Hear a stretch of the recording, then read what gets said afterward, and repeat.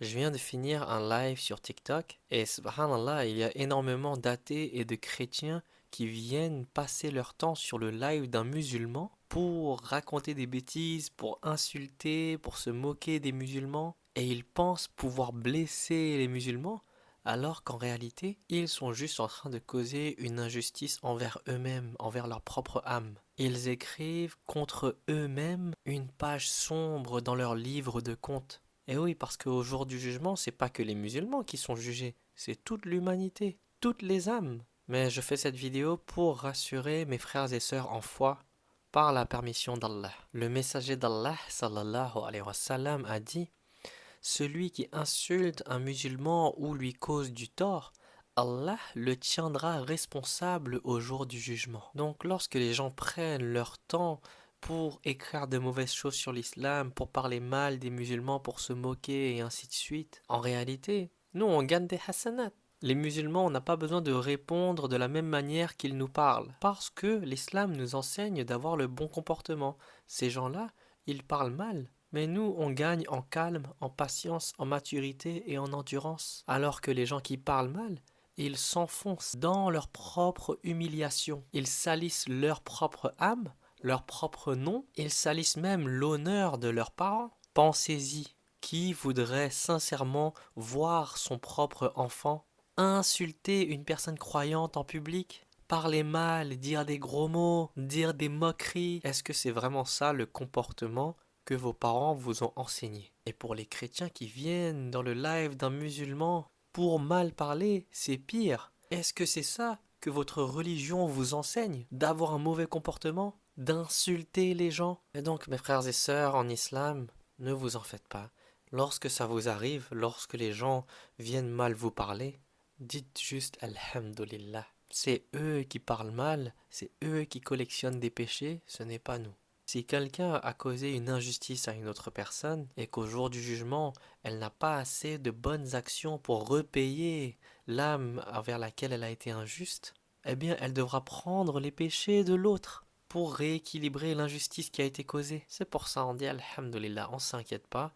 S'ils veulent collectionner des péchés comme s'ils collectionnaient des Pokémon, laissez faire. Et nous, face à l'épreuve, en tant que musulmans, on reste patient, on reste calme, on reste humble et on ne laisse pas le mauvais comportement, la mauvaise éducation des autres nous affecter.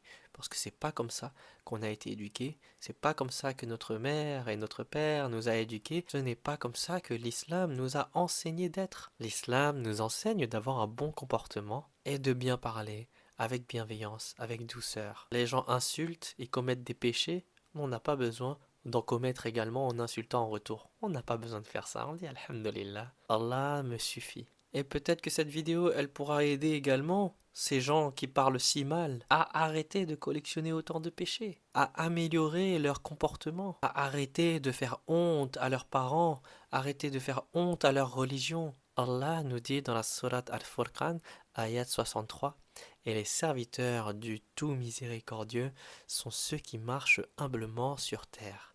Et lorsque les ignorants s'adressent à eux, ils disent paix. Ce qui est le plus important pour nous les musulmans, c'est qu'on protège notre cœur, on protège notre image de bons musulmans et surtout on protège notre lien avec Allah. Le prophète Mohammed sallallahu alayhi wa sallam nous a dit qu'Allah a dit qu'il garantit une maison à la périphérie du paradis à celui qui abandonne la dispute même lorsqu'il a raison. Alors mes frères et sœurs en islam, gardons un bon comportement. Peu importe la situation, on doit garder un bon comportement. Le prophète sallallahu alayhi wa sallam a dit: savez-vous qui est le véritable ruiné? Il dit: celui qui n'a pas d'argent ni de biens. Il dit: non.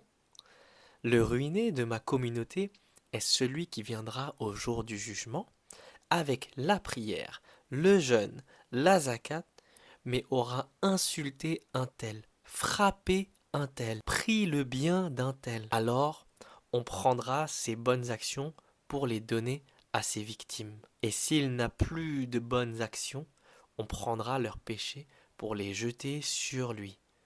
Puis il sera jeté en enfer. Donc chaque personne qui vient dans mon live TikTok ou dans celui d'autres musulmans ou même dans la vie en dehors des réseaux sociaux et qui nous insulte, qui se moque de nous, qui nous agresse, ils sont en réalité en train de nous faire un don énorme.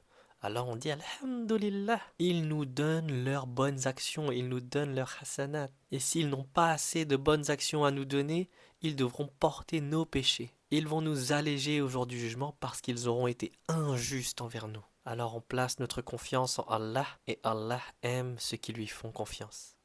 Restons patients.